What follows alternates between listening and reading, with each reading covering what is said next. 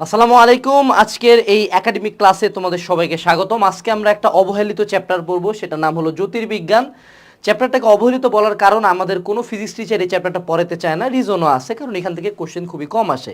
But in recent টাইমসে ইঞ্জিনিয়ারিংয়ে এক দুইটা করে এমসিকিউ আসা শুরু হয়েছে, একবার রিটেনও আসতে পারে, বলা যায় না। এবং এইচএসসিতে সিকিউ আসে, বিশেষ করে কোন কোন জায়গা থেকে কোশ্চেন আসে সেটা আজকের এই ক্লাসে আমরা বলে দিব এবং খুব ডিটেইলডভাবে পড়ানোর চেষ্টা করব। কিন্তু মনে রাখতে হবে এই চ্যাপ্টারটাতে গার্বেজ ইনফো অনেক বেশি, অর্থাৎ অনেক টপিক, অনেক লাইন, অনেক তথ্য তোমার পড়ারও দরকার নাই, মনে রাখারও দরকার নাই। আমরা সেগুলো পড়বো না, বাট যেগুলো ইম্পর্টেন্ট সেগুলো আমরা বুঝে আগানোর চেষ্টা করব।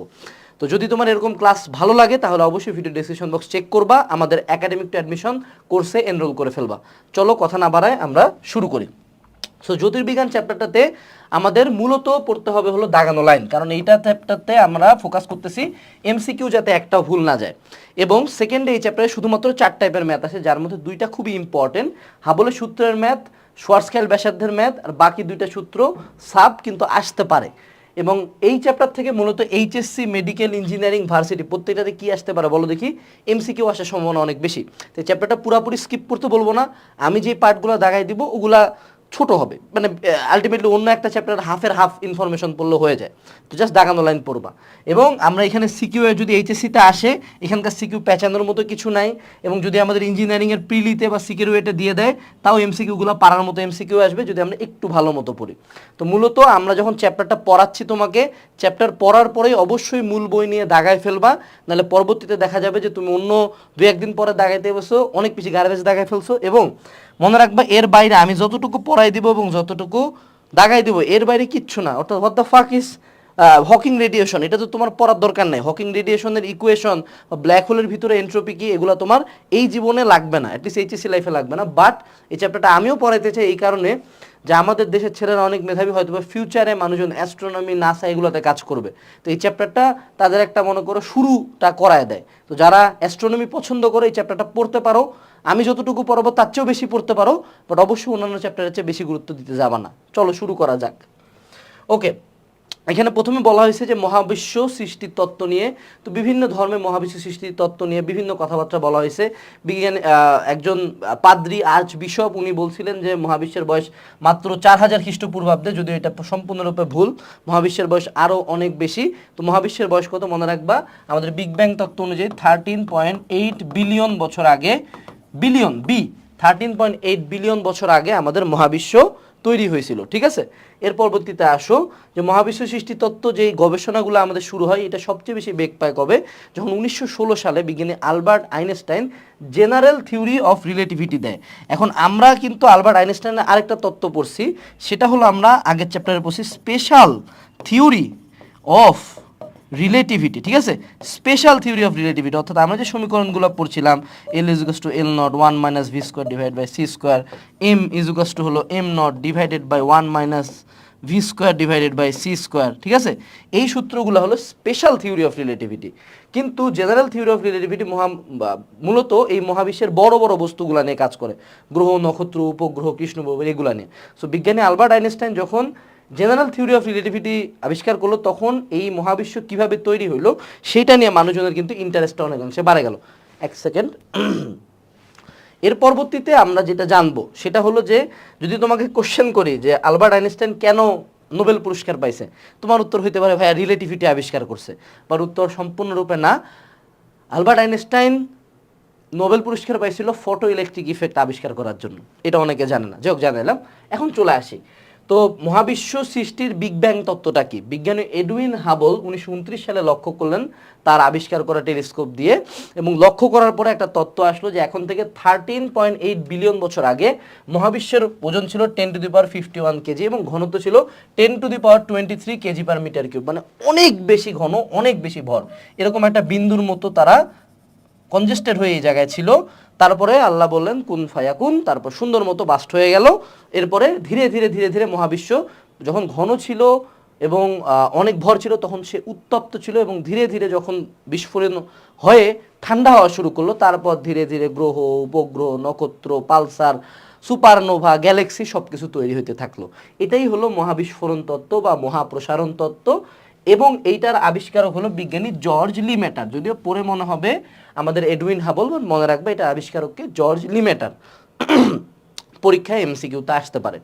এখন এইখানে তারা কিভাবে বলল যে মহাবিশ্ব বিস্ফোরিত হয়েছে?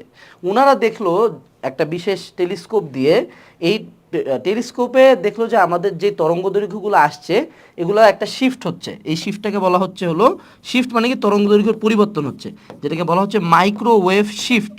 এবং এই মাইক্রোওয়েভ শিফটের কারণে তারা বুঝতে পারলো যে আমাদের আশপাশে যতগুলো জ্যোতিষ্ক আছে তারা ধীরে ধীরে আমাদের দিকে সরে যাচ্ছে। তার মানে নিশ্চয়ই কোনো একটা বাস্ট হয়েছে, কোনো কিছু একটা বাস্ট হলে সেটা ছড়ায় যাওয়ার প্রবণতা থাকে। দ্যাটস ওয়াই তারা বললো যে না, বিগ ব্যাং তত্ত্ব সঠিক মহাবিশ্ব তৈরির ক্ষেত্রে। এবং এখানে আমাদের কিছু তথ্য মনে রাখতে হবে। তথ্য মনে রাখার দরকার নেই, জাস্ট জানার জন্য জানো, মহাবিস্ফোরণ হওয়ার মাত্র 1 সেকেন্ডের মাথায় কিন্তু আমাদের মহাবিশ্ব বিকিরণ, নিউট্রিনো, বিভিন্ন রকম কণা প্রতিকণা দিয়ে ভর্তি ছিল। কিন্তু 2 সেকেন্ডের মাথায় আমাদের হলো মহাবিশ্ব ঠান্ডা হওয়া শুরু করে এবং ইলেকট্রন, পজিট্রন, যুগল মিলে আরও নতুন নতুন জিনিসপাতি তৈরি করা শুরু করে।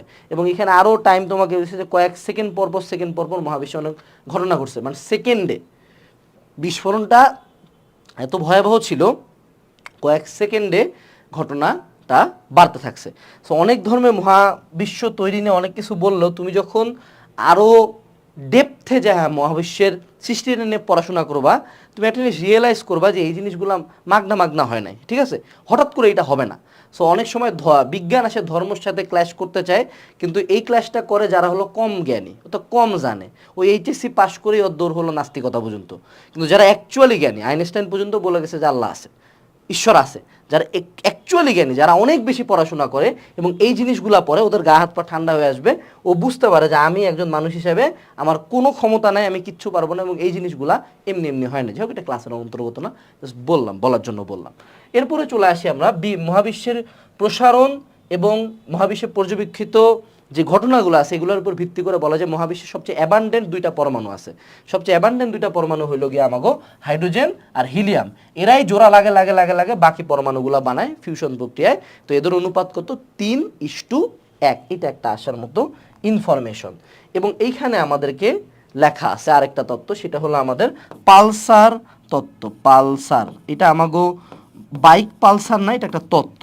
তো বিজ্ঞানীরা যখনই কোনো একটা তত্ত্ব দেয়, বিজ্ঞানীদের স্পেশালিটি হলো তারা কখনো একমত হইতে পারে না। যেমন আমাদের প্রিয় বাঙালিরা, তো তারাও কি বললো যে না ভাই, না প্রসারণ তত্ত্ব সঠিক না, এভাবে তো অনির্দিষ্টকাল পর্যন্ত সবাই প্রসারিত হইতে পারে না, তাহলে নিশ্চয়ই অন্য কোনো ঘটনা আছে, অন্য কিছু ঘটতে পারে। তো আরেক দল বিজ্ঞানী প্রপোজ করলো যে না, এটা ঘটবে না, শুধু প্রসারণ ঘটবে না, প্রসারণ ঘটতে একটা পর্যায়ে মহাবিশ্ব পুনরায় সংকুচিত হবে, এবং সংকুচিত হইতে আবার আরেকটা জায়গায় এসে মিলিত হবে, দেন আবার বাস্ট হবে, দেন আবার সংকুচিত হবে। এবং এগুলো এমন না যে কাল সকালে হচ্ছে, এগুলো বিলিয়ন বছর। তোমরা যদি এই মহাবিশ্ব নিয়ে পড়াশোনা করতে চাও, আমি তোমাদেরকে জাস্ট একটা হোমওয়ার্ক দেবো, বাড়িতে বাসায় যায়, হ্যাঁ, লক্ষ, মিলিয়ন এবং বিলিয়নের পার্থক্য একটু বুঝবা, ঠিক আছে? লক্ষ, মিলিয়ন, বিলিয়ন। যেমন 1000 টাকা, তাই না? এটা হলো 1000 টাকা, এবং 100,000 টাকায় হলো আমাদের 1 লক্ষ টাকা, 10 লক্ষ টাকায় হলো 1 মিলিয়ন, ঠিক আছে? এবং 1000 মিলিয়নে 1 বিলিয়ন। তা আমাদের প্রিয় বাঙালিরা, সোনার বাঙালিরা মাঝে মধ্যে বিলিয়নেরদেরকে নিয়ে কথা বলে, ঠিক আছে? বাট মানে লেটারটা যে কত বড়, এবং এই মহাবিশ্বে যখন আমরা বলছি কয়েক বিলিয়ন বছর পর পর তখন কিন্তু আমরা আসলে, আমি যখন ছোট ছিলাম, যখন অ্যাস্ট্রোনমি প্রথম জীবনে ডিসকভারিতে দেখলাম, আমার কাছে মনে হলো শিরে আমাদের সূর্যে 10⁻10 বছর পরে সূর্য ধ্বংস হয়ে যাবে, আমিও থাকবো না পৃথিবীতে, পৃথিবী ধ্বংস হয়ে যাবে। আমার হায়াত হইল গিয়া ম্যাক্স যদি যায় 100, একটা মানুষ কত 100 বছরের বেশি থেকে বাঁচেন না, তাই না? 10⁻10 সামনে 100 এত ক্ষুদ্র একটা মান, যে আমি থাকি না থাকে, আমার পরবর্তী 100 বংশ ধরো, এই 10⁻10 বছর পর পৃথিবীতে থাকার সম্ভাবনা 0। তো যাই হোক, এই যে পরপর প্রসারণ সংকোচন, এটাকে কি আমরা একটা ওয়েভের মতো চিন্তা করতে পারি না? প্রসারণ সংকোচন, সেই যে একের পর এক প্রসারণ সংকোচন ঘটতেছে, এটাকে স্পন্দনশীল তত্ত্ব বা বিগ ব্যাং বিগ ক্রাঞ্চ। বিগ ব্যাং হলো ছড়ায় যাওয়া, বিগ ক্রাঞ্চ হলো সংকুচিত হয়। বিগ ব্যাং বিগ ক্রাঞ্চ পর একের পর এক ঘটতে থাকবে, এই তত্ত্বটাকে স্পন্দনশীল তত্ত্ব বা পালসার তত্ত্ব বলা হয়, ঠিক আছে? এবং বিজ্ঞানী স্টিফেন হকিংস তার a brief history of time বইটাতে কিন্তু বিগ ব্যাং তত্ত্বের পক্ষেই মতামত দিয়েছে, ঠিক আছে? ওকে, এরপরে চলে আসো, আমরা এই চ্যাপ্টারের প্রথম ইম্পর্টেন্ট টপিকে চলে আসলাম, হাবল বিধি। বিজ্ঞানী এডুইন হাবলের নামে কিন্তু মহাবিশ্বের একটা অনেক বড়, আমাদের পৃথিবীর একটা অনেক ভালো টেলিস্কোপের নাম আছে হাবল টেলিস্কোপ, ঠিক আছে? আচ্ছা, আবার একটু দেখতে হবে আমাকে, কারণ আগের দিনে ক্লাস 2বার নিছি, হ্যাঁ 2বার নেওয়ার পরে সাউন্ড আসে নাই তো আমাকে আরেকবার ক্লাসটা নিতে হচ্ছে এই আর কি। তো বিজ্ঞানী হাবল কি বলছে? বিজ্ঞানী হাবল বলছে যে আমাদের মহাবিশ্বের প্রত্যেকটা জ্যোতিষ্ক, জ্যোতিষ্ক মানে মহাবিশ্বের যে কোনো একটা উপাদান, ঠিক আছে? তো আমাদের ধরো সেটা হলো সূর্য, হ্যাঁ, এই সূর্য থেকে অনেক দূরে আরেকটা নক্ষত্র আছে। মনে রাখবা, নক্ষত্র কিন্তু শুধু সূর্য না, এরকম কোটি কোটি বিলিয়ন বিলিয়ন নক্ষত্র আছে। এদের দুইজনের মধ্যে ডিস্টেন্স হইল গিয়ে আমাদের ডি ডিস্টেন্সে আছে তারা পরস্পর। তো আমি যদি টেলিস্কোপ দিয়ে ভালো মতো লক্ষ্য করি, এরা একে অপরের থেকে ভি বেগে সরে যাচ্ছে। এদের অপসারণের বেগ কত? ভি। যদি একটা জ্যোতিষ্ক আরেকটা থেকে ভি বেগে সরে যেতে চায় এবং তাদের মধ্যবর্তী দূরত্ব ডি হয়, তাহলে বিজ্ঞানী হাবল বলছে ভি সমানুপাতিক ডি। তাহলে আমি সমানুপাতিক চিহ্ন ওঠানোর জন্য কি করব? V equals to H D. এখানে এইচ হইল গিয়া আমাগো হাবল ধ্রুবক, এবং বিজ্ঞানী হাবল বলছে এটার মান হইল গিয়া আমাদের 72 kilometre per second per mega parsec. আচ্ছা, এখানে এখন আমরা নতুন কিছু জিনিস পাতে পারলাম। 72 কিলোমিটার পার সেকেন্ড মানে অনেক গতি, এটা বুঝতে পারছি, বাট পার মেগা পার সেক মানে কি? হোয়াট ইজ মেগা পার সেক? প্রথমে আমরা জানি এক লাইট ইয়ার মানে কি। এক লাইট ইয়ার মানে আলো 1 বছর যদি চলে তাহলে সে কতটুকু দূরত্ব অতিক্রম করে, অর্থাৎ আলোর বেগ 3 × 10⁸ প্রতি সেকেন্ডে, এটার সাথে 365 দিন গুণ হবে। 365 দিনে কত ঘন্টা করে থাকে? 24 ঘন্টা থাকে। 24 ঘন্টা থাকে 60 মিনিট, এবং প্রতি মিনিটে থাকে 60 সেকেন্ড। এই এত বড় মানটাকে বলা হয় এক লাইট ইয়ার, ঠিক আছে? এবং এক লাইট ইয়ারের এক পারসেক হইল এক লাইট ইয়ারের 3.2 গুণ, ওকে? আর তাহলে মেগা পারসেক কি? মেগা পারসেক মানে কি? মেগা পারসেক মানে হলো 1 মেগা পারসেক মানে হলো 10⁶ হবে। মেগার মানে কি? 10⁶ ইন্টু 3.2 ইন্টু 1 লাইট ইয়ার, এইটা হলো 1 মেগা পারসেক। সো আমি কিন্তু 72 বসাই দিয়ে ম্যাথ করতে পারবো না, 72কে ভাগ দিতে হবে হলো 1 মেগা পারসেকের মান দিয়ে, ওকে? এবং যেহেতু আমার 72 এটা কিলোমিটার পার সেকেন্ড আছে, আমাকে মেগা পার সেকেন্ড মানটা কিসে বসাইতে হবে বলো দেখি? অবশ্যই আমাদের ম্যাথ করার সময় এই কনভার্সনটাকে কিলোমিটারে নিয়ে আসতে হবে। এটা আমরা একটু পরে ম্যাথে যেয়ে মানটা মুখস্থ করে ফেলবো, বাট তোমাদেরকে বুঝাই দিলাম যে টোটালি জিনিসটা কোথা থেকে আসছে। এখন তুমি আমাকে প্রশ্ন করতে পারো, ভাই আপনার এত তেল কেন? আমি কিলোমিটার দিয়ে ম্যাথ করবো, আপনি কইতে মেগা পার সেকেন্ড আনতেছেন? আমার লাইট ইয়ার ওয়ার্ডটা পছন্দ হয় নাই, বাট এটা তো আসলে তোমার আর তোমার নানি বাড়ির ডিস্টেন্স না, এটা হলো 2-3টা জ্যোতিষ্ক বা একটা গ্যালাক্সি থেকে আরেকটা গ্যালাক্সির মধ্যবর্তী দূরত্ব, অর্থাৎ পৃথিবীর নিকটবর্তী সূর্যবাদ আর একটা নক্ষত্র হলো 3.2 আলোকবর্ষ দূরে। অর্থাৎ আমরা যদি এখন থেকে আলোর গতিতেও তাদের দিকে যাত্রা শুরু করি, আমাদের 3.2 বছর লাগবে। আমাদের সূর্য থেকে পৃথিবীতে আলো আসতে টাইম লাগে 8 minute 19 second. 8 minute 19 second, not like that ভিডিওটা কোথাও বলছি না। 8 মিনিট 19 সেকেন্ড হলো যে যদি সূর্য কোনো কারণে বাস্ট হয়ে যায়, আমরা পৃথিবীর মানুষজন দেখতে পাবো 8 মিনিট 19 সেকেন্ড পরে। আমি যে আলফা সেন্টোরাই যে নিকটতম নক্ষত্রটা দেখতেছি, ও যদি আজকে নাইও হয়ে যায়, আমি পৃথিবীতে বুঝতে পারবো 3.2 বছর পরে, কারণ ও ওখান থেকে আলোটা আসতেছে 3.2 বছর ধরে আমার কাছে আসবে। অর্থাৎ আমি যে আলফা সেন্টোরাইকে দেখতে পাচ্ছি, সে কিন্তু তাকে আমি দেখতে পাচ্ছি 3.2 বছর আগে। এবং এখন থেকে হয়তোবা কয়েক মিলিয়ন আলোকবর্ষ দূরে কোন এক এলিয়ান পৃথিবীকে দেখতেছে, কিন্তু ও পৃথিবীকে আমাদের মতো দেখতেছে না, ও দেখতেছে পৃথিবীতে ডাইনোসর ঘুরে বেড়াচ্ছে। তো think about the possibilities of astronomy. Time travel করা লাগে না, কিন্তু যদি তুমি দূরত্ব হিসাব করো তখন কিন্তু টাইম ট্রাভেল হয়ে যাচ্ছে। যে যেই ডাইনোসর কয়েক মিলিয়ন বছর আগে ডিস্ট্রয় হয়ে গেছে, সেই ডাইনোসর আমি দেখতে পাই যদি আমি ইনাফ দূর থেকে দেখি জিনিসটা, ঠিক আছে? কারণ ও দেখতেছে 3.2 মিলিয়ন বছর আগের পৃথিবীকে, যখন পৃথিবীতে ডাইনোসর ছিল, এবং ও 3.2 মিলিয়ন বছর পরের আমাদেরকে দেখতে পাবে, ঠিক আছে? কিন্তু ততদিনে পৃথিবী আরও 3.2 মিলিয়ন আগে গেছে। যোগ মাথায় প্যাঁচা না প্যাঁচাই, এগুলো জাস্ট ইন্টারেস্ট গ্রো করার জন্য বলছে। আমরা জানবো কি ভি ইকুয়ালস টু এইচডি, এবং এখানে 1 মেগা পারসেকের মানটা দিয়েই দিছে 3.084 ইন্টু 10⁻19 কিলোমিটার। মুখস্থ করবা এটা। আর যদি আমি তোমাকে বলি 1 পারসেকের মান কত ভাইয়া, তাহলে কি এখান থেকে 10⁶ কাইটা দিলে হইলো, তার মানে 3.084 ইন্টু 10⁻19 জায়গায় হয়ে যাবে 13 কিলোমিটার। এবং অবশ্যই 1 লাইটের মানটা মুখস্থ করবা। ভাই লিখে দেন না, আমি লিখে দিলে এখন ক্লাসের মধ্যে দেখবা ভুলে যাবা। তো নিজে বসে বসে খাতার মধ্যে না, বইয়ের মধ্যে লিখবা। এবং এর পরবর্তীতে আমরা একটা গ্রাফ দেখব, ঠিক আছে? গ্রাফটা কি? গ্রাফটা হলো ভি বনাম ডি এর গ্রাফ। দেখো তো, আমি তোমাদেরকে 3 টাইপের গ্রাফ নিয়ে বলে দিব, আজকে না, এখন আমি সাবধান মানে ইন শর্টে বলে দিই। আমাদের একটা বই আছে গ্রাফ A to Z, ওই বইটা পড়তে পারো যাদের ইন্টারেস্ট আছে গ্রাফ নিয়ে। বাট এখানে মনে রাখবা, যখনই কোনো একটা গ্রাফ নিয়ে কথা বলবো, যদি এটা সমানুপাতিক হয়, যদি এটা কি সমানুপাতিক সম্পর্ক হয়, তাহলে এটা অবশ্যই একটা মূল বিন্দুগামী সরল লেখা হবে। এবং এটা ঢাল কত হবে বলো তো? ঢাল tan থিটা ইকুয়াল টু হবে হলো আমাদের হাবল ধ্রুবক h এর মান, ঠিক আছে? তো ওভারঅল আমরা এই হাবল বিধিটা নিয়ে ভালো পরিমাণে পড়াশোনা করলাম। এখন আমাদেরকে একটা ম্যাথ দিছে। ম্যাথ বলছে যে গ্যালাক্সির কেন্দ্র থেকে সৌরজগতের দূরত্ব হলো 32,000 আলোকবর্ষ, এবং এটাকে আমাদেরকে মিটারে প্রকাশ করতে বলছে। তা আলোকবর্ষকে মিটারে প্রকাশ করতে পারবো না? অবশ্যই পারবো। 32,000 আলোকবর্ষ, তার মানে আমি আবার 3 × 10⁸ গুণ দিব, আবার 365 গুণ দিব, আবার 24 ঘন্টা গুণ দিব, আবার 60 মিনিট গুণ দিব, আবার 60 সেকেন্ড দিব, উত্তর চলে আসবে মিটারে। শেষ। এর পরবর্তীতে কি বলছে? কোনো একটি কোয়াসার থেকে আমাদের পৃথিবী থেকে সে 2.7 × 10⁸ মিটার পার সেকেন্ড। দেখ, এককের কনভার্টটা আমি সূত্র শিখছিলাম কিলোমিটার পার সেকেন্ডের জন্য, ঠিক আছে? কিন্তু ও কি দিছে এটা মিটার পার সেকেন্ডে। তার মানে আমাকে কনভার্সনটা হয় একে কিলোমিটার পার সেকেন্ডে নিতে হবে, না হয় আমার হাবল ধ্রুবকের মান কনভার্ট করতে হবে হলো মিটার পার সেকেন্ডে। তা আমি প্রথমটা করবো, আমি 2.7 × 10⁸ কিলোমিটার পার সেকেন্ডে নেব, ঠিক আছে? ওকে, এখন আসো এখানে, তাহলে আমরা ভি এর মান পাচ্ছি 2.7 × 10⁸ মিটার পার সেকেন্ড। এটাকে যদি আমি কিলোমিটার পার সেকেন্ডে নিয়ে যেতে চাই, তাহলে আমি 10⁻³ এই পাশে নিয়ে আসবো। 2.7 × 10⁵ কিলোমিটার পার সেকেন্ড। কেন? কারণ কিলো মানে হলো 10⁻3। ওকে, এই যে আমার এখন কনভার্সনে চলে আসছে। এবার আমরা এইচ এর মান কি শিখছি? এইচ এর মান আমরা জানি 72 kilometre per second per mega পার সেক।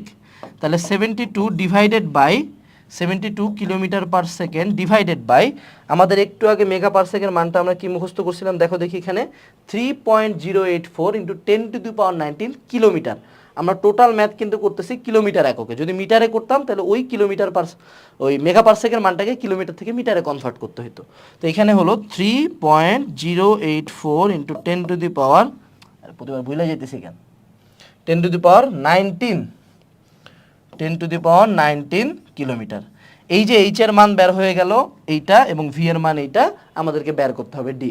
জাস্ট ক্যালকুলেটারে ভি বনাম এইচ বসায় দিলেই, মানে ভি কে এইচ দিয়ে ভাগ দিয়ে দিলে আমাদের ম্যাথটা শেষ। এই কাজটা এরা করছে, এবং ডি এর মান আসবে, ভি এর আসবে হলো 1.16 × 10⁻26 কিলোমিটার, ঠিক আছে?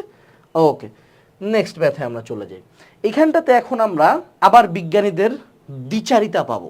অর্থাৎ এতক্ষণ বিজ্ঞানীরা বলল, খুশি হয়ে যায়, না ভাই বিগ ব্যাং তত্ত্বই সঠিক। যেমন একদল আছে না, বিবর্তন তত্ত্ব সঠিক বলে, যে তুমি আমি কি ছিলাম আগে, বান্দর ছিলাম, ঠিক আছে?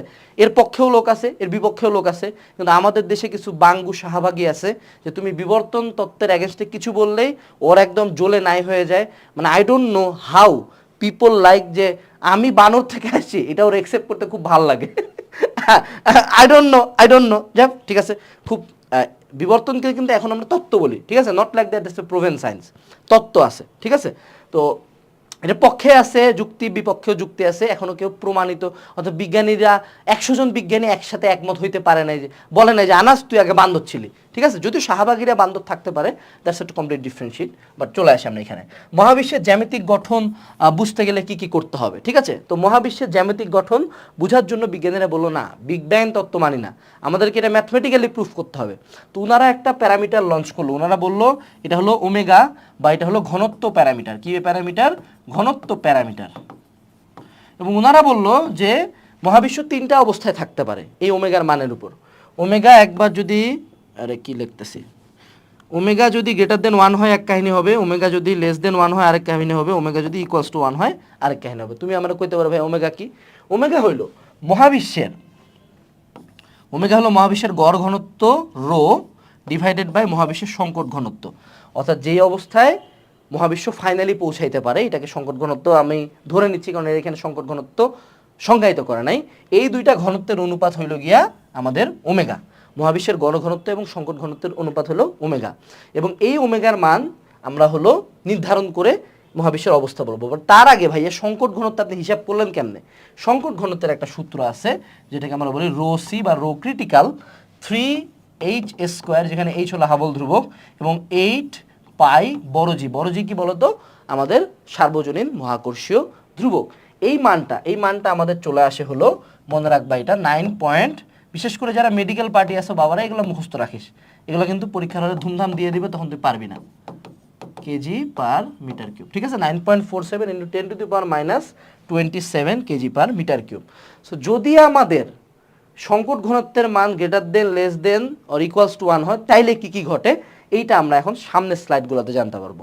বাট বিজ্ঞানীরা মহাবিশ্বের কি হবে এইটা সৃজনশীল আসে, এটা কিন্তু ইম্পর্টেন্ট ফর সিকিউ, যে মহাবিশ্বের অবস্থা কি হবে সামনে, এটা তুমি বলে দিতে পারবে না মহাবিশ্বরণ তত্ত্ব, তোমাকে তখন ওমেগা নিয়ে আসতে হবে, ওমেগার মান অনুযায়ী দেখাইতে হবে যে মহাবিশ্বের অবস্থা কি হইতে পারে, ঠিক আছে?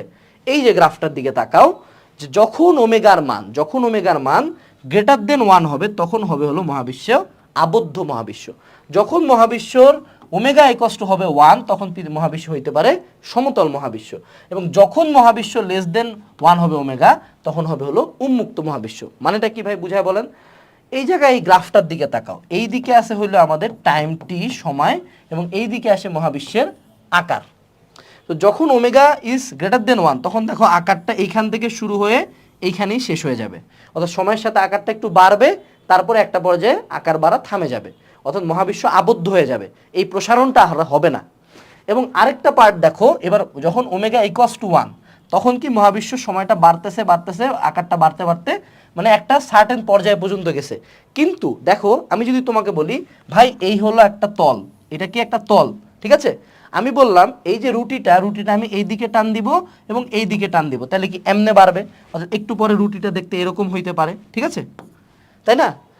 জাস্ট একটা তলে আমি ওরা টান দিতেছি। এখন যদি আমি কই যে না ভাই আমার এই রুটির প্রতি কঠিন খার, আমি রুটিকে 14 দিকে টান দিব, এইদিকে সব দিকে টান দিব, তাহলে আলটিমেটলি এই রুটিটা এত বড় হবে না, অর্থাৎ তার আকার বৃদ্ধিটা বড় হবে।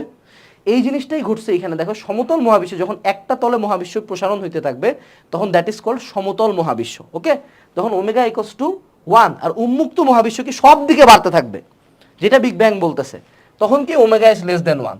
তো এইটা হলো কেস নাম্বার 1, যখন সমতল মহাবিশ্ব, রুটির এক সাইডে টান দিতেছি, আর এইটা হলো কেস নাম্বার 2, যখন রুটিরে সব দিকে টান দিতেছি। আমি তোমাদেরকে যতটা ইজি করে সম্ভব বুঝাই দিলাম। এইটাই সামনের স্লাইডগুলোতে এরা বইয়ের মধ্যে মেলা ভুজুং ভাজাং দিয়ে লিখছে। ভাই পরীক্ষার হলে এত বেশি লিখতে যাস না, তোর খাতা যে সার কাটবো ও সারও অ্যাস্ট্রোনমি এত বুঝে না। তো আমি যতটুকু বলতেছি এগুলাকে ন্যারেট করে লিখতে পারলেই আলহামদুলিল্লাহ। ওকে, চলো আমরা এখন চলে আসবো কৃষ্ণবিবর বা ব্ল্যাক হোল নিয়ে পড়াশোনা করতে। এই ব্ল্যাক হোল অবশ্যই ওই ব্ল্যাক হোল না, ঠিক আছে? চলো শুরু করা যাক। ব্ল্যাক হোল কি? ব্ল্যাক হোল হইল, বিজ্ঞানীরা পর্যবেক্ষণ করলো যে এইখানে আমার একটা সৌরজগৎ আছে। সৌরজগৎ তো অবশ্যই নিঃসন্দেহে আমাগোটাই না, এরকম কোটি কোটি বিলিয়ন বিলিয়ন সৌরজগৎ আছে। তো এই সৌরজগতের এই সর্বশেষ গ্রহটা যখন ঘুরে, আমরা জানি মহাকর্ষ শক্তি অনুযায়ী ওর এই পথেই ঘোরার কথা।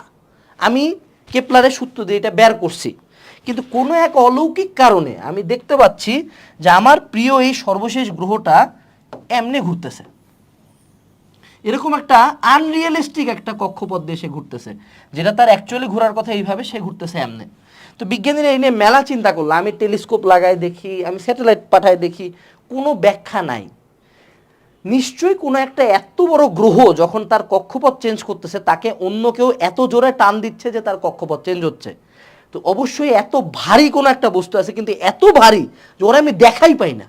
তখন বিজ্ঞানীরা বলল that can be a black hole, অর্থাৎ এই জায়গায় আমার এক প্রিয় নিগা বন্ধু বসে আছে, সেই বন্ধু হলো ব্ল্যাক হোল। এই বন্ধু এখানে বসে আছে, ঠিক আছে? ও কি করতেছে, গ্রহ যখন এই দিক দিয়ে যায়, ওর মহাকর্ষ বল এত ভয়ানক রকম বেশি যে ও এখানে টান দেয়। কিন্তু তাহলে তোমার প্রশ্ন হলো, ভাই ইনো যে আমি টেলিস্কোপ নিয়ে বয়ে আসি, আমি কেন কিছু দেখতে পাচ্ছি না? এইটাই হলো ব্ল্যাক হোলের স্পেশালিটি, যে ও এত ভয়ানক রকম মহাকর্ষ বল আছে তার, যে সে লিটারেলি আমাকে যে ফোটন কণা আছে, ফোটন মানে কি, তড়িৎচুম্বক বলের বাহক ফোটন কণা, লিটারেলি ফোটন কণা টানে নেয়, ওর আশপাশে যাই দিবা ও টানে নিবে, যার কারণে কোনো তড়িৎচুম্বক তরঙ্গ আসতে পারে না। এখন আমি তো মানুষ, আমি কি কি টেলিস্কোপ আবিষ্কার করছি, microwave, X ray, radio wave, আলো যা আছে, আমার টেলিস্কোপ তো তড়িৎচুম্বক তরঙ্গ না আসে পড়লে আমি কিছুই দেখা পাবো না। তো তখন আমি কিচ্ছু দেখা পাচ্ছি না, কারণ কোনো তড়িৎচুম্বক তরঙ্গকেও সে আসতে দিচ্ছে না, সে টানে নিচ্ছে। That is black hole, that is black hole. এবং এই ব্ল্যাক হোলের আবিষ্কার হলো বিজ্ঞানী জন হুইলার, ঠিক আছে? জন হুইলার আবিষ্কার করছে ব্ল্যাক হোল। যদিও ব্ল্যাক হোল টার্মটা নিয়ে অনেক বেশি পপুলারাইজ করছে, অনেক বেশি গবেষণা করছে বিজ্ঞানী স্টিফেন হকিংস, ঠিক আছে? তো বিজ্ঞানী স্টিফেন হকিংস বলল যে ভাই, ব্ল্যাক হোল যতই বড় বাপ হোক, ব্ল্যাক হোলও অসীম না, অর্থাৎ ব্ল্যাক হোল আজীবন বাঁচতে পারবে না।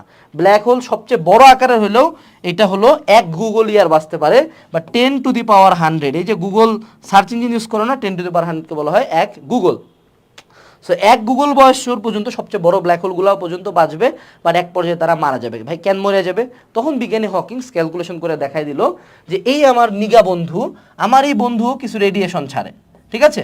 এই রেডিয়েশনগুলো ছাড়ে, এগুলোকে বলা হয় হলো হকিং রেডিয়েশন। হকিং রেডিয়েশন তার নাম অনুসারে। এবং এই হকিং রেডিয়েশনের কারণে দেখো, আমি যখনই রেডিয়েশন ছাড়বো অবশ্যই আমার ভর শক্তিতে রূপান্তর হচ্ছে। কেন? কারণ আইনস্টাইন বলছে E = mc², তার মানে আমি ভর হারাবো। এইভাবে black hole crore crore billion বছর পর্যন্ত হকিং রেডিয়েশন ছাড়তে ছাড়তে ছাড়তে ছাড়তে একটা পর্যায়ে সে নিজেই হারায় যাবে, ঠিক আছে? এইটাই হলো আমাদের এই পার্টটাতে বলা হয়েছে। এর পরবর্তী পার্টটাতে আমাদেরকে বলা হয়েছে মহাবিশ্বের প্রসারণ কত সময় পর্যন্ত চলতে থাকবে। এটা তোমাকে আবার সেম ওমেগা দিয়ে উত্তর দিতে হবে। যে যদি ওমেগা = 1 হয় তাহলে সমতল হয়ে থামে যাবে, যদি ওমেগা <1 হয় তাহলে একবারেই থামে যাবে, আবদ্ধ হয়ে যাবে। যদি ওমেগা > 1 হয় আর ওমেগা <1 হইলে অসীম পর্যন্ত চলতে থাকবে। এই কথাটাই তুমি এখানে লিখবা, এটা খ নম্বরে আসতে পারে। এরপরে আমরা বেশ কিছু মহাবিশ্বের উপাদান নিয়ে পড়বো, মহাবিশ্বের মূল বস্তুসমূহ নিয়ে পড়বো, এগুলোকে জ্যোতিষ্ক বলতে পারি। জ্যোতিষ্ক নাম্বার 1 বিখ্যাত ধূমকেতু। ধূমকেতু বলার মধ্যে যদি একটা নাম শুনো, কি? হ্যালির ধূমকেতু। এটা আমরা হয়তো বা জীবদ্দশায় একবারই দেখতে পারবো, নাও দেখতে পারি, বলা যায় না, হায়াতের কথা আল্লাহ জানে। তো হ্যালির ধূমকেতু বা প্রত্যেক ধূমকেতুতে 3টা মৌলিক উপাদান থাকে, 4টা। পানি থাকবে, মিথেন থাকবে, অ্যামোনিয়া থাকবে, এবং একটা সোনার ছেলে পাথরের টুকরা বা একটা মহাকর্ষীয় টুকরা থাকবে। ওটার গায়ে সবাই জমা হয়ে এই হ্যালি যে কোনো একটা ধূমকেতু তৈরি করবে। ধূমকেতু কি শুধু হ্যালির ধূমকেতু না, কোটি কোটি বিলিয়ন বিলিয়ন ধূমকেতু আছে। এরপরে আসলে হলো আমাদের উল্কা বা মিটিওরস। অনেকে বলে না শুটিং স্টার, একটা উইশ করো। সো মিটিওরস কি? মিটিওর হইলো এই যে আমাদের পৃথিবী, এই যে আমাদের পৃথিবীর চারপাশে আছে বায়ুমণ্ডল, এই জায়গায় যদি কোনো একটা গ্রহ, নক্ষত্র, উপগ্রহের একটা ভাঙা টুকরা আসে পড়ে, তুমি আমি তো মরে যাওয়ার কথা, তাই না? বাট কিছু হয় না, কারণ আমাদের বায়ুমণ্ডলের সাথে ঘর্ষণের কারণে আগুন ধরে যায়। So majority of the time যে উল্কাপিণ্ডগুলো পড়ে, ওই আগুন ধরার কারণে আমরা দেখি জল জল করে পড়তেছে, কিন্তু পড়ার আগেই সে গায়েব হয়ে যায় দুনিয়া থেকে, ঠিক আছে? কিন্তু এখন থেকে কয়েক মিলিয়ন বছর আগে যখন ডাইনোসররা আসছিল, তখন এত বড় একটা উল্কাপিণ্ড আল্লাহ ফেলাইছিল যে বায়ুমণ্ডলও কোনো কিছু ছিটতে পারে নাই। তারপরে আমাদের ডাইনোসর সব মরে গেছে, ঠিক আছে? তো এই হলো কথা। এরপরে হলো নক্ষত্র। নক্ষত্র কি? নক্ষত্রকে আমরা যদি বাংলা কথা বলি, উত্তপ্ত উত্তপ্ত গ্যাস পিণ্ড, উত্তপ্ত গ্যাস পিণ্ড, উত্তপ্ত গ্যাস পিণ্ড। অর্থাৎ অনেকগুলা গ্যাস থাকবে, প্রচণ্ড উত্তপ্ত হবে, এবং তাদের মধ্যে নিউক্লিয়ার ফিশন না, কিন্তু ফিশন মানে ভাঙ্গা, ফিউশন মানে জোড়া লাগা, নিউক্লিয়ার ফিউশন বিক্রিয়া করে এরা হলো বিভিন্ন রকম তরঙ্গ, তাপ এবং শক্তি নির্গত করবে। দ্যাট ইজ কল্ড নক্ষত্র। এবং নক্ষত্রের এই কনভার্সনটা হবে আমাদের প্রিয় আইনস্টাইনের সেই বিখ্যাত সূত্র অনুযায়ী E = mc²। অর্থাৎ m পরিমাণ ভর সে শক্তিতে কনভার্ট করে নির্গত করতে থাকবে। এবং এখন আমরা জানবো নেবুলা বা নীহারিকা নিয়ে, ঠিক আছে? সো নেবুলা বা নীহারিকা কি?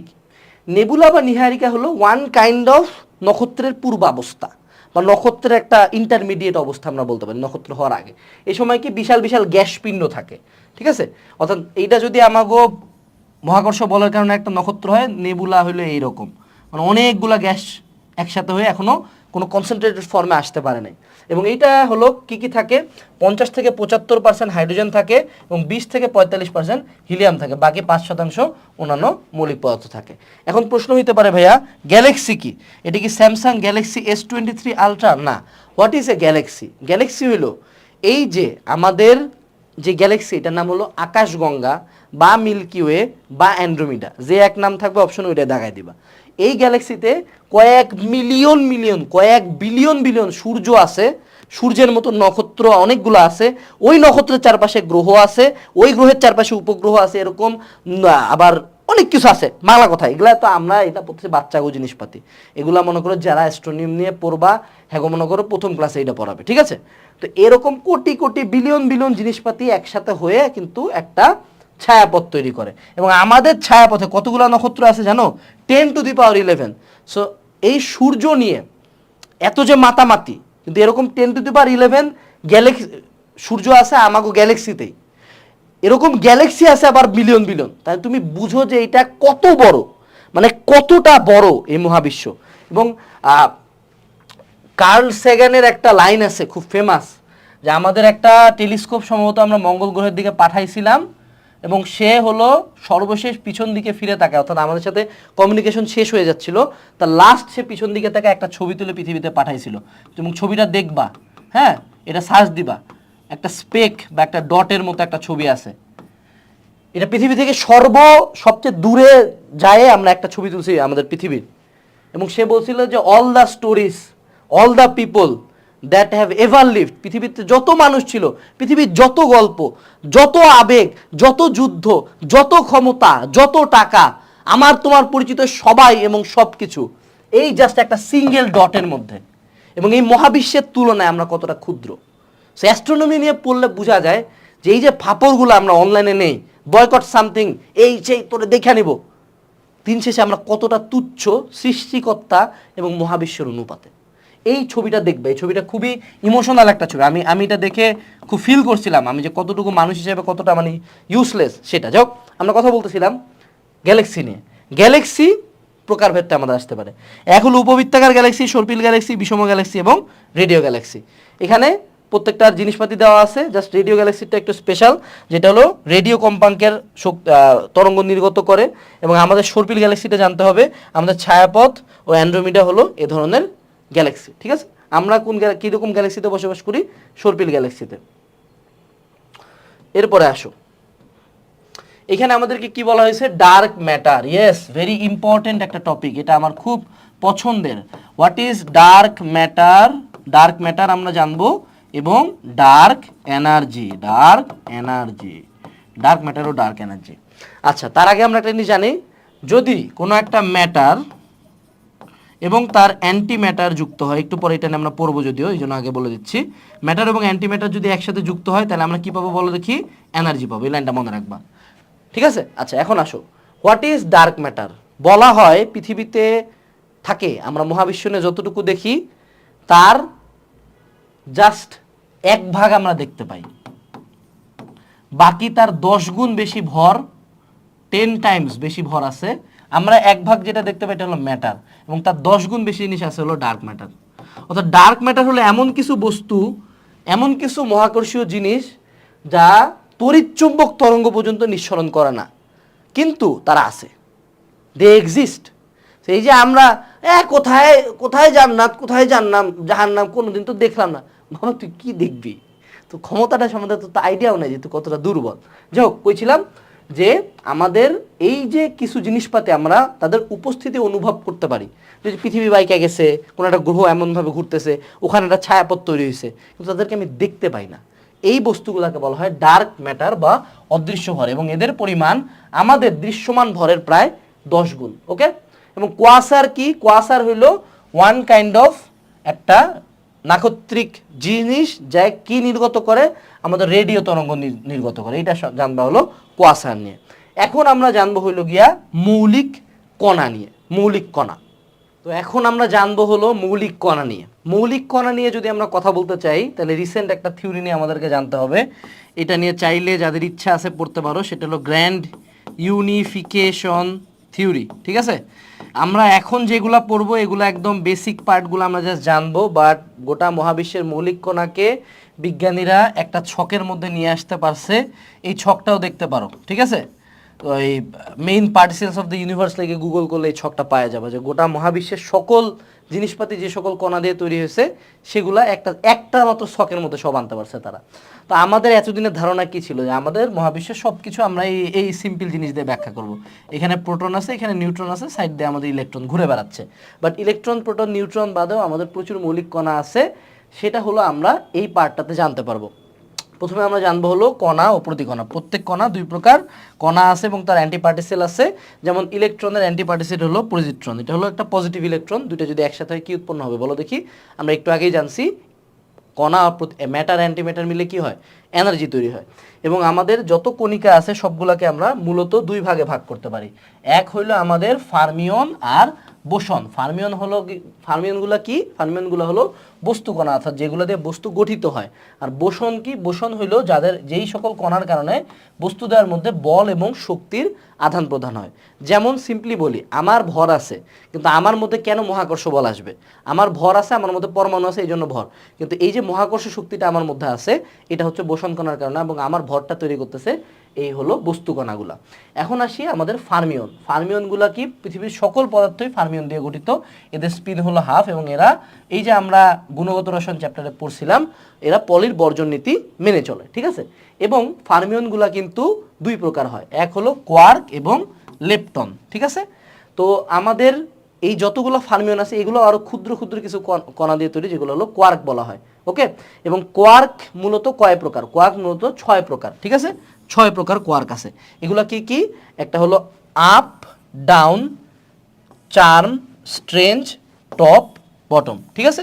এই 6 প্রকার কোয়ার্ক আমরা দেখতে পাই। এবং কোয়ার্ক দিয়েই কিন্তু আমাদের প্রোটন আর নিউট্রন তৈরি হয়েছে। কিভাবে? আমাদের দুইটা আপ কোয়ার্ক এবং একটা ডাউন কোয়ার্ক মিলে তৈরি হয় প্রোটন, এবং দুইটা ডাউন কোয়ার্ক এবং একটা আর কোয়ার্ক মিলে তৈরি হয় হলো আমাদের নিউট্রন। তো ফার্মিয়নের সবচেয়ে বড় উদাহরণ কি? প্রোটন আর নিউট্রন। এরপরে চলে আসি আমাদের কোয়ার্ক আর লেপটন। তো এখন আমরা জানবো হলো লেপটন। লেপটন কণা কি? এটা হলো সর্বাপেক্ষা হালকা মৌলিক কণা, ঠিক আছে? লেপটন কয় প্রকার? 3 প্রকার।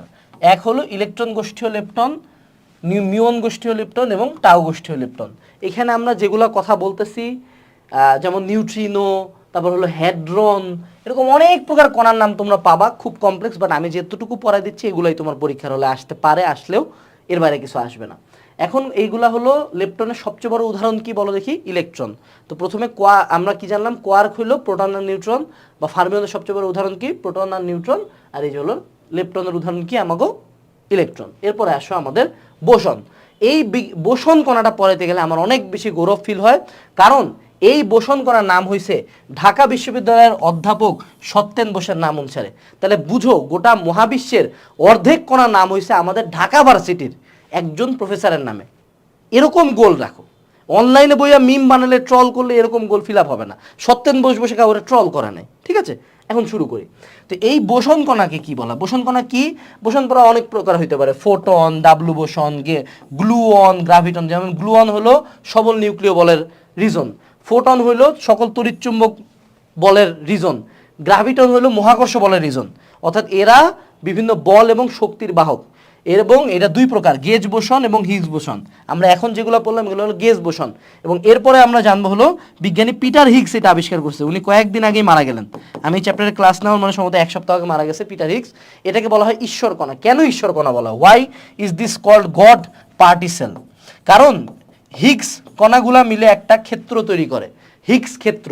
এরকম একটা ক্ষেত্র আছে, ঠিক আছে? এটা ধরো সেটা হচ্ছে আমার হিগস ক্ষেত্র। আমার যদি এখানে একটা কণা যার কোনো ভর নাই, ও যদি হিগস ক্ষেত্রের মধ্যে যায়, ও হলো ভর লাভ করে। অর্থাৎ মহাবিশ্বের সকল ভর সৃষ্টি করে হলো আমাদের এই হিগস বোসন কণা। দ্যাটস ওয়াই তাকে কিন্তু আমরা বলতেছি গড পার্টিসেল। এবং এই যে কণা প্রতি কণা, আমরা তো আজীবন ইলেকট্রন, প্রোটন, নিউট্রন নিয়েই মাতাল ছিলাম। আমরা কণা প্রতি কণা কই থেকে পাইলাম? আমরা জানবো সুইজারল্যান্ডের সার্নে গবেষণা ক্ষেত্রে একটা লার্জ হেডন কোলাইডার আছে। এটা হলো এরকম কয়েকশো কিলোমিটার জুড়ে একটা গোল লাইন। এখানের ভিতরে আমরা বিভিন্ন কণাকে অতি দ্রুত গতিতে গতিশীল করে একে অপরের সাথে সংঘর্ষ করে তারপর আমরা মিউন, টাউ, লেপটন, নিউট্রিনো এইসব নিয়ে গবেষণা করি, ঠিক আছে? সো লার্জ হেডন কোলাইডারে কিন্তু আমাদের এই গবেষণাগুলা হয়। এরপর এখানে একটা ছক দেওয়া আছে।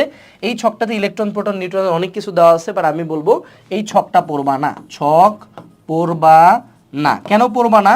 কারণ যখন আমরা ইলেকট্রন, প্রোটন, নিউট্রন নিয়ে পড়াশোনা করব, যেমন আমাদের তেজস্ক্রিয়তা চ্যাপ্টারটাতেও কিন্তু ইলেকট্রন, প্রোটনের বেগ, আমাদের রাদারফোর্ড পরমাণু মডেল, বোর পরমাণু মডেল নিয়ে কথা আছে। বাট যখনই আমাদের পরীক্ষার হলে কোশ্চেন আসবে, মেজরিটি অফ দ্য টাইম এগুলো ফিজিক্সের আন্ডারে পড়া না, বিশেষ করে অ্যাডমিশনে। এগুলো পড়বা হলো তুমি গুণগত রসায়ন চ্যাপ্টারে এক্স্যাক্ট সেম একটা ছক আছে। গুণগত রসায়নে যেই ছকটা দেওয়া আছে সেটাই পড়বা। যেমন আমাদের আধুনিক পদার্থবিজ্ঞান না সম্ভবত সেমিকন্ডাক্টর ইলেকট্রনিক্সের শুরুতেও তরঙ্গ দৈর্ঘ্যের ছক দেওয়া ছিল। ওই তরঙ্গ দৈর্ঘ্যের ছকটাও পড়া যাবে না, তরঙ্গ দৈর্ঘ্যের ছকও পড়তে হবে আলটিমেটলি গুণগত রসায়ন থেকে। So electron, proton, neutron, EPN নিয়ে যখনই পড়াশোনা করব আমি চলে যাব হলো আমাদের কেমিস্ট্রিতে এবং গুণগত রসায়ন থেকে এই এক্স্যাক্ট সেম ছকটা পড়ব, ওখানে যে মানগুলো আছে এগুলো আমি মুখস্থ করব। এরপর আমাদের নক্ষত্রের জন্ম নিয়ে কথাবার্তা বলা হয়েছে। নক্ষত্রের জন্ম বেসিক সিম্পল চিন্তা ভাবনা, মহাবিস্ফোরণের পরে বিভিন্ন রকম গ্যাস তৈরি হয়েছে, গ্যাসগুলা ধীরে ধীরে একসাথে আসে, তাদের হলো গিয়া ভরের কারণে, মহাকর্ষ বলের কারণে যুক্ত হয়ে নক্ষত্র গঠন করছে। এটার মাঝে একটা হলো হিলিয়াম কোর থাকে, হিলিয়াম থাকে মাঝখানে, এবং তার পরবর্তী অংশে তাতে আমাদের ফিউশন ঘটতে থাকে এবং বহির্পৃষ্ঠ থেকেই কিন্তু সূর্য হলো সবগুলো তাপ আর শক্তি নির্গত করে। এই তাপ আর শক্তি নির্গত নিয়ে এবার আমরা সামনে ম্যাথ পাবো। বাট তার আগে একটা ইম্পর্টেন্ট টপিক আমরা পাইতেছি, important topic. By the way যদি বলা হয় যে আমাদের সূর্যর সাইজের যেই নক্ষত্রগুলো আছে এদের হায়াত কত বছর, এদের হায়াতও বিজ্ঞানীরা বলছে 10⁻10 ইয়ার্স পরেই এরা মরে যাবে, ঠিক আছে? অর্থাৎ এরা একটা কনভার্সনের পরে তারা মরে যাবে। কনভার্সনটা কি একটু পরে আমরা জানতে পারবো। এখন আসুক, এখানে বলছে যে দুটি তারার মধ্যে ঔজ্জ্বল্যর পার্থক্য, এই সূত্রটা মনে রাখবা। m2 minus m1 equals to হলো 5 log d2 divided by d1। কি কি m2 আর m1 কি? m2 হলো দ্বিতীয় তারার ঔজ্জ্বল্য, কতটুকু উজ্জ্বল? দ্বিতীয় তারার ঔজ্জ্বল্য। m1 কি তাহলে? প্রথম তারার ঔজ্জ্বল্য, ঠিক আছে? d2 কি? দ্বিতীয় তারার দূরত্ব, এবং d1 হলো প্রথম তারার দূরত্ব। সো এইখানে আমরা কি করতে পারি, দুইটা তারার যদি দূরত্ব দেওয়া থাকে তাহলে আমি তাদের ঔজ্জ্বল্যের কনভার্ট করতে পারি।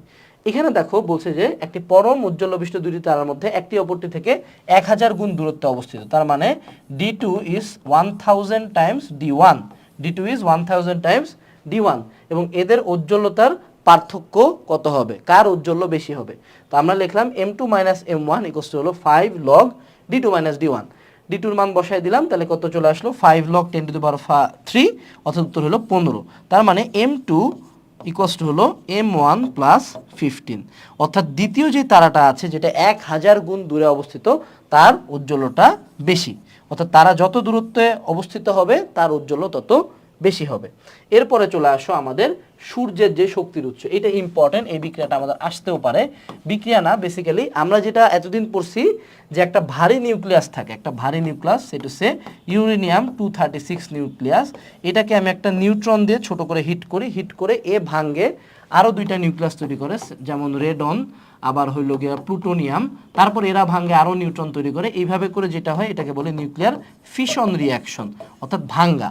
কিন্তু নিউক্লিয়ার ফিশনে কি হয়, আমাদের দুইটা বা চারটা হাইড্রোজেন মিলে আমাদের দুইটা হিলিয়াম নিউক্লিয়াস তৈরি করে, চারটা হাইড্রোজেন নিউক্লিয়াস মিলে দুইটা হিলিয়াম নিউক্লিয়াস তৈরি করে, এবং সেই সাথে আমাদের আরও নিউট্রন তৈরি করে এবং আরও শক্তি আউটপুট দেয়। অর্থাৎ এখানে যেহেতু জোড়া লাগতেছে, ফিউশন মানে হলো জোড়া লাগা, এখানে এটাই লিখছে যে চারটা হাইড্রোজেন মিলে দুইটা হিলিয়াম তৈরি করে, আবার দুইটা নিউট্রন তৈরি করে, এবং এই শক্তিগুলো নির্গত করে। এই শক্তিগুলাই কিন্তু সূর্যের চারদিকে আমাদের নির্গত হয়, এবং সূর্য থেকে প্রতি সেকেন্ডে, কত সেকেন্ডে? প্রতি সেকেন্ডে, 1 সেকেন্ডে যে পরিমাণ শক্তি নির্গত হয় তাকে সৌর ঔজ্জ্বল্য বলা হয়, এবং এটাকে আমরা এলএস দ্বারা প্রকাশ করি। এটাও একটা ইম্পর্টেন্ট সূত্র।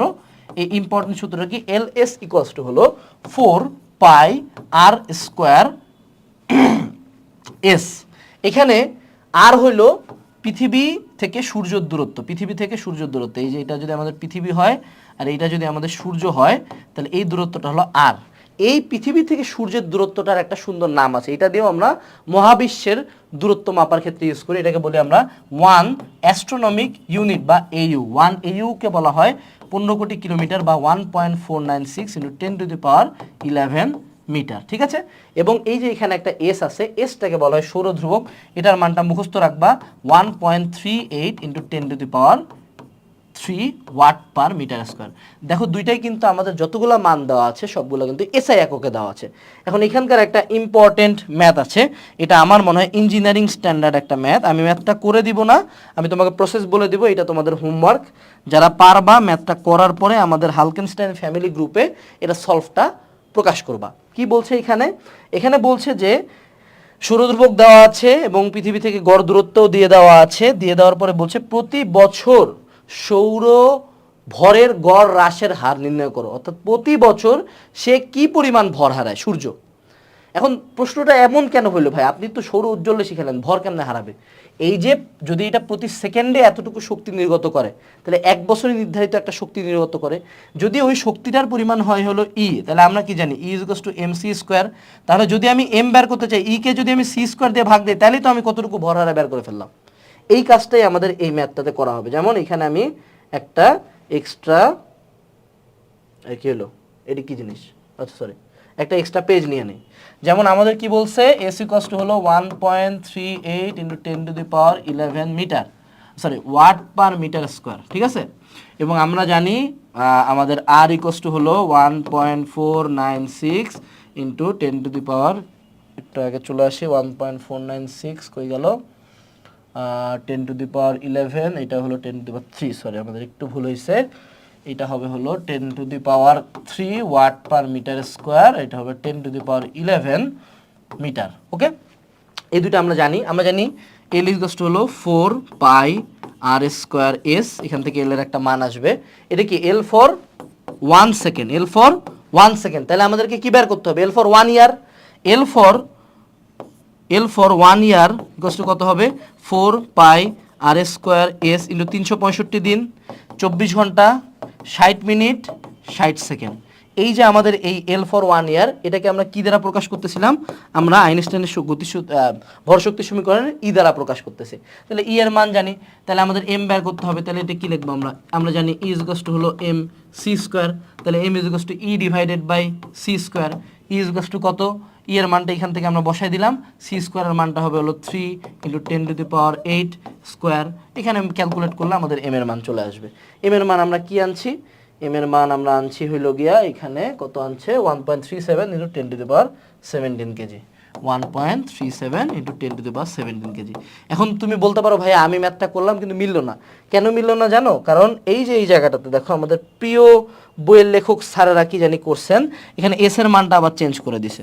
এস এর মানটা একটু এস এর মান চেঞ্জ করে নাই, এই যে গড় দূরত্বটা চেঞ্জ করছে, ঠিক আছে। আমরা ম্যাথটা করছি কিন্তু 1.496 ইন্টু 10⁻11 মিটার দিয়ে, এরা দিছে 1.5 ইন্টু 10⁻8 কিলোমিটার, মানে 10⁻11 মিটারই।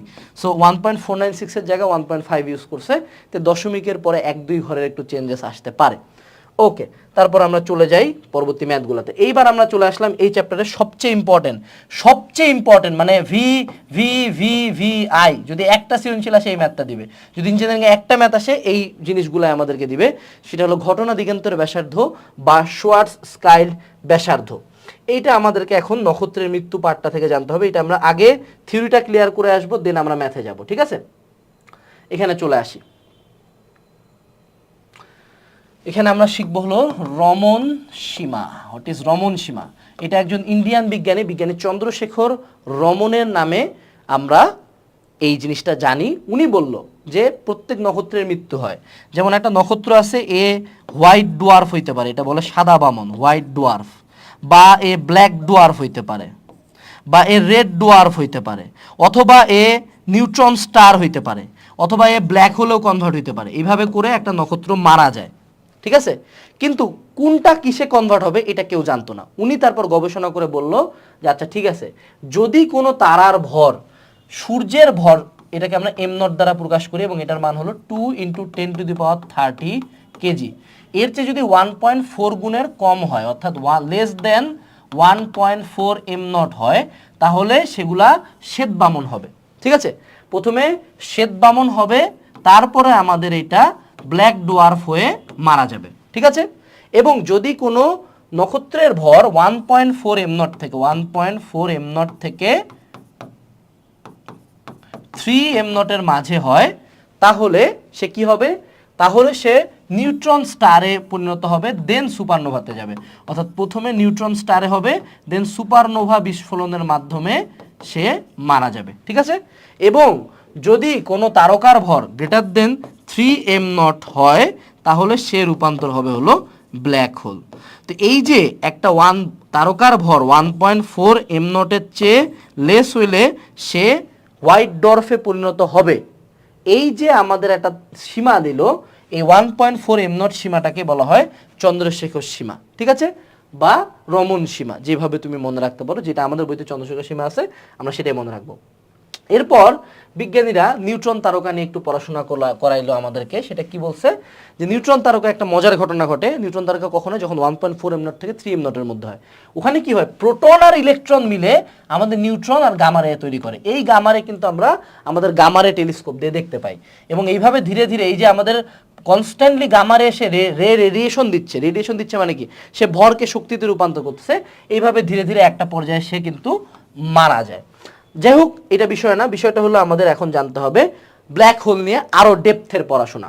তো ব্ল্যাক হোল নিয়ে ডেপথের পড়াশোনা করার জন্য আমাদেরকে আবার কালো কলম ইউজ করতে হবে। আমি রেসিস্ট না। যাই হোক, তো এইটা হলো ব্ল্যাক হোল, ঠিক আছে? এই হলো সেই ব্ল্যাক হোল। এবং বিজ্ঞানীরা বলল যে এই ব্ল্যাক হোল যে সকল তড়িৎচুম্বক তরঙ্গ পর্যন্ত টাইনে নিতেছে, তা অবশ্যই আজীবন মানে পুরা মহাবিশ্বের সবকিছু সে টানতে পারতেছে না, তার মানে তার একটা লিমিট আছে। তো এই যে একটা, যদি এটার চারপাশ দিয়ে আমি আর এস ব্যাসার্ধ দিয়ে একটা গোলক অঙ্কন করি বা একটা এরিয়া অঙ্কন করি, যেই ব্যাসার্ধ পর্যন্ত বা যেই সীমা পর্যন্ত আমরা কোনো প্রকার কোনো নো ইনফরমেশন, অর্থাৎ এইটার আশপাশে এই সীমার মধ্যে যে ঢুকবে তারা ও টাইনে নিবে, কোনো ইনফরমেশন যে সীমার মধ্যে থেকে পাওয়া যায় না, দ্যাট ইজ কল্ড ঘটনা দিগন্তের ব্যাসার্ধ বা সংকট ব্যাসার্ধ বা আর এস বা ঘটনা দিগন্ত বা সংকট ব্যাসার্ধ, যেই নামেই বলবে এটা হলো ঘুরে উল্টা আর এস, ঠিক আছে?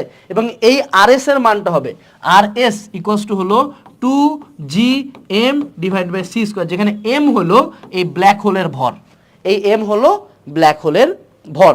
তারপর এবার বিজ্ঞানী শোয়ার্জকাইল্ড নামের আরেকজন বিজ্ঞানী আসলেন। উনি বললেন ঠিক আছে বস, এটা হইতে পারে, কিন্তু আরও একটা কেস আমরা এখানে ধরতে পারি। সে আমাদের সূর্য, অর্থাৎ যে কোনো জ্যোতিষ্ক, অর্থাৎ আমাদের সূর্য, এটা কি ভর কি এম নট, আমরা জানি 2 × 10⁻30, এও সম্ভবত ব্ল্যাক হোল হইতে পারে, রমন সীমার বাইরে যায়। কেমনে হইতে পারে? যদি আমি এর ভরটাকে খুবই কনসেন্ট্রেটেড একটা ফর্মে আনি, যার কারণে ওর মহাকর্ষ বল ভয়ানক রকম প্রবল হবে। তো এই যে এম নট ভরের যে কোনো বস্তু যদি আমরা আর এস ব্যাসার্ধে আনতে পারি, যেটা হলো 2gm0, আবার ওই সেম সূত্র 2gm0 divide by C square, এটাকে আমরা বলবো শোয়ার্জকাইল্ড ব্যাসার্ধ। অর্থাৎ আমি এই মোটকা আনাস ফেরদৌসও ব্ল্যাক হোল হয়ে যেতে পারে যদি আমাকে আর এস ব্যাসার্ধে কনভার্ট করা যায়, অর্থাৎ আমাকে চিপে আর এস এ নিয়ে আসা হয়। কিভাবে? তাহলে আমি আমার ক্ষেত্রে ম্যাথটা করে দেখি। 2g হলো 6.673 ইন্টু 10⁻11, আমার ওজন হলো 90 KG, divide by C square হলো 3 × 10⁻8 হোল স্কোয়ার, ঠিক আছে? এখানে আমার ব্যাসার্ধ প্রায় মানে মোটামুটি 10⁻7 মিটারের মতো আসবে। মানে বুঝতেছো, আমারে যদি তুমি একটা পরমাণু বানাইতে পারো তাহলে আমিও একটা ব্ল্যাক হোল হয়ে যাব। তো এটা কিন্তু একটা যথেষ্ট যুগান্তকারী আবিষ্কার। তো ঘটনা দিগন্তর ব্যাসার্ধ, শোয়ার্জকাইল্ড ব্যাসার্ধ আলটিমেটলি সেম, বাট সেম না এক্স্যাক্টলি, আমাদের বইয়ের মধ্যে ক্লিয়ারও করা নাই। বাট তোমার কাছে যদি শোয়ার্জকাইল্ড ব্যাসার্ধ চায়, তুমি কিন্তু আমার এই সংজ্ঞা দিবা না যে আনাস ফেরদৌসকে কতটুকু ব্যাসার্ধে আনলে ব্ল্যাক হোল বানানো যাবে, তুমি ঘুরে উল্টে এইটা ব্যাসার্ধই দিবা, কারণ আমাদের বইতে এক্স্যাক্টলি বলে নাই যে কোনটা শোয়ার্জকাইল্ড ব্যাসার্ধ। কারণ আমি তোমাকে বোঝানোর সাথে দুটার সেপারেট কেস দিয়ে বুঝাইলাম। তো যখনই আমার কাছে আর চাবে, কোনো ব্যাসার্ধ চাবে, আমি সাথে এই সূত্রে ফেলবো 2gm divided by C square. এবং অনেক সময় অনেক ম্যাথে কিন্তু তোমাদেরকে এটা ক্ষেত্রফলও চাইতে পারে, যেটা আমরা এই ম্যাথে যায় পাবো। একটু আগে যেই ম্যাথগুলো আমরা স্কিপ করে আসলাম, প্রথমে কি বলছে, সূর্যের ভর হলো 1.99 × 10⁻30 কেজি। সূর্যের ভরের কোন একটা নক্ষত্রের ভর সূর্যের ভরের 6 গুণ, কৃষ্ণ বিবরে পরিবর্তন হলে এর ঘটনা দিগন্তের ব্যাসার্ধ নির্ধারণ করো। আমরা তো সূত্র শিখছি, আমরা জানি আর এস ইকুয়ালস টু হলো 2gm divide by C square, যেখানে এম এর জায়গায় আমরা 6m0 বসাবো। 2g6m0 divide by C square, 6.673 into 10⁻11 into 6 into M এর মান এরা দিছে যেটা, সেটা হলো 1.99 into 10⁻30 divided by C square হলো 3 ইন্টু 10⁸ হোল স্কোয়ার। ম্যাথ করলে উত্তর চলে আসবে। এরপরে কি বলছে, একটি কৃষ্ণ বিবরের ঘটনা দিগন্তের ব্যাসার্ধ এত, এর ভর আর ঘনত্ব নির্ণয় করো। এটা আমার কাছে ইম্পর্টেন্ট লাগছে, ইম্পর্টেন্ট ম্যাথ। আচ্ছা, কি বলছে 5.9 কিলোমিটার, এটা আমরা একটা নতুন পেজ নিয়ে নেই। আমাদেরকে বলছে R S equals to is 5.9 kilometre, M is equals to what এবং রো ইজ ইকুয়ালস টু হলো হোয়াট। এই ম্যাথটা বুয়েটের জন্য ইম্পর্টেন্ট কেন বলি, বুয়েটের জন্য সেই ম্যাথগুলো ইম্পর্টেন্ট হয় যে ম্যাথগুলো থেকে দুইটা স্টেপ থাকে। কটা স্টেপ থাকে? দুইটা স্টেপ থাকে। তো R S equals to what, R S এর সূত্র আমরা জানি 2gm divided by C square. এখান থেকে আমরা এম বের করবো, এম ইকুয়ালস টু হলো R S C square divided by 2g। এখান থেকে সে টু সে এম এর একটা মান আসলো। ভাইয়া ব্ল্যাক হোলের ঘনত্ব কেমনে বের করব? এই যে আমরা একটু আগে একটা চিত্র আর্ট করছিলাম না, যে এই পরিমাণ ব্যাসার্ধ হইলে একটা বস্তু ব্ল্যাক হোলে পরিণত হইতে পারে। তো আমরা এটার আর জানি, আর এস যে এই পরিমাণ ব্যাসার্ধ হলে এটা ব্ল্যাক হোলে পরিণত হবে, এটা জানি। এবং একটু আগে আমি ক্যালকুলেট করে তোমাকে এমও বের করে দিলাম। যদি তুমি এটাকে একটা গোলক ধরো, সুষম গোলক, তাহলে এর আয়তন কত? 4/3 পাই আর এস কিউব, পাই আর এস কিউব, রাইট? এটা তার আয়তন না? আমি ভর জানি, আমি আয়তন জানি, ভাগ দিয়ে দিব, ম্যাথ শেষ। সুন্দর মতো দেখো এখানে এই কাজই করেছে, এই যে 4/3 পাই আর কিউব, ম্যাথ শেষ। ঠিক আছে, একটু মাথাটা না, একটু চালাক না হইলে এই দুনিয়াতে টিকে থাকা যায় না। ঠিক আছে, এই দিয়ে আমাদের এই চ্যাপ্টারের সবচেয়ে ইম্পর্টেন্ট টপিকটা আমরা শেষ করে ফেললাম। ঠিক আছে, এখন আমরা জানবো মহাকাশ পর্যবেক্ষণে যে সকল যন্ত্রপাতি ইউজ হয়। আমাদের মহাকাশ পর্যবেক্ষণে বেশ কয়েক প্রকারের টেলিস্কোপ ইউজ হয়। রেডিও টেলিস্কোপ, সামনে আমরা পাবো হইল গিয়া অপটিক্যাল টেলিস্কোপ, তারপরে আমরা পাবো হইল গিয়া গামা রে টেলিস্কোপ, তারপরে আমরা পাবো গিয়া হলো এক্স রে টেলিস্কোপ। ঠিক আছে, এরকম বিভিন্ন রকম টেলিস্কোপ আমাদের মহাকাশ পর্যবেক্ষণে ইউজ করা হয়। এবং রিসেন্ট একটা নিউজ হলো 1999 সালে চন্দ্র নামের একটা টেলিস্কোপ আমেরিকা পাঠাইছিল, এক্স রে টেলিস্কোপ। কিন্তু রিসেন্টলি আমেরিকার সর্বশেষ বাজেটে চন্দ্রর জন্য বাজেট বরাদ্দ দেওয়া হয়নি, যার কারণে চন্দ্র এক্স রে টেলিস্কোপটাকে বন্ধ করে দেওয়া হইতে পারে। যাই হোক, ওটা আমাদের দেখার বিষয় না, আমেরিকা মানা খাক। এখন আমরা চলে আসি যে এই টেলিস্কোপগুলো নিয়ে এখানে অনেক কিছু পড়াইছে, আলটিমেটলি সব ভুজুং ভাজাং, কিছু জানতে হবে না। যে কোনো টেলিস্কোপের কার্যপ্রণালীটা আমি তোমাকে বেসিকটা বুঝাই দিই। টেলিস্কোপের একটা অনেক বড় অ্যান্টেনা থাকে, ঠিক আছে, সামওয়াট লাইক দিস। এবং এইখানে এই অ্যান্টেনাটা একটা বেস থাকে, আমাদের পৃথিবীতে বসানো থাকে। এখন কথা হলো যে ভাইয়া টেলিস্কোপ যে পৃথিবীতেই বসানো থাকবে এমন না। Telescope can also be a satellite. Hubble telescope, Chandra, এরকম বড় বড় টেলিস্কোপ মহাকাশে বসানো আছে।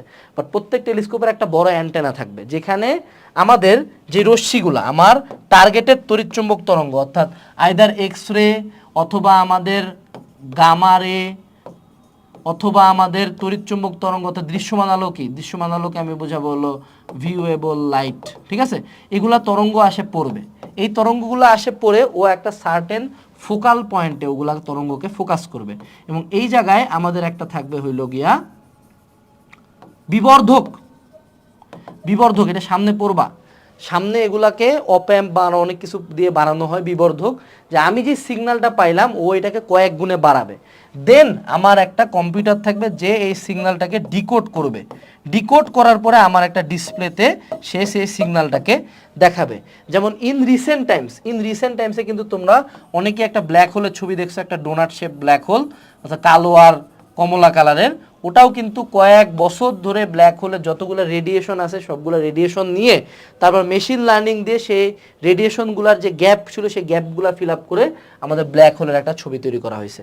তো এখানে টেলিস্কোপ নিয়ে যখন পড়তে যাবা এই সবই ভুজুং ভাজাং লেখা আছে। এর বাইরে কিছু ইনফরমেশন থেকে এমসিকিউ আসতে পারে, যেমন অপটিক্যাল টেলিস্কোপের প্রকারভেদ 3 প্রকার: প্রতিসারক, প্রতিফলক, ক্যাটাডায়োপ্টিক। প্রতিসারক মানে কি? ইউজ হবে হলো লেন্স। আর প্রতিফলক মানে কি? এটাতে ইউজ হবে কি? আয়না। এটা কিন্তু নর্মাল কাচের তৈরি আয়না না, সোনা এবং আরও প্লাটিনাম এরকম দামি ধাতু দিয়ে তৈরি আয়না, যেগুলোর সেন্সিটিভিটি অনেক বেশি। এবং ক্যাটাডায়োপ্টিকে লেন্স এবং আয়না দুটো একই সাথে ইউজ হয়, এই লাইনগুলো মনে রাখবা।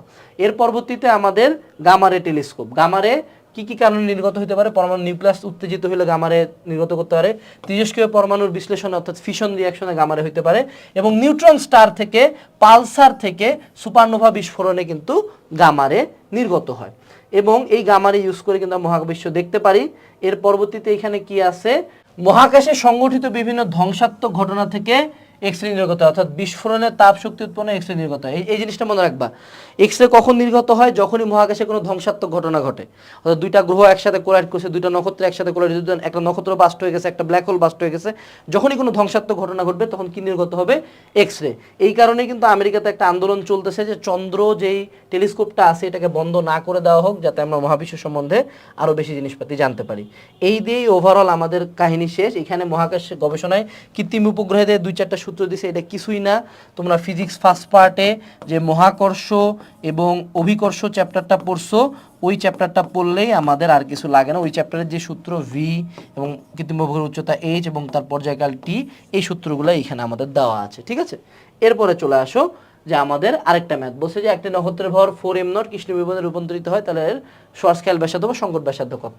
তাই same R S equals to হলো 2gm divided by C square, 2g4m0 divided by C square, 26.673 dot dot dot যা আসবে তাই।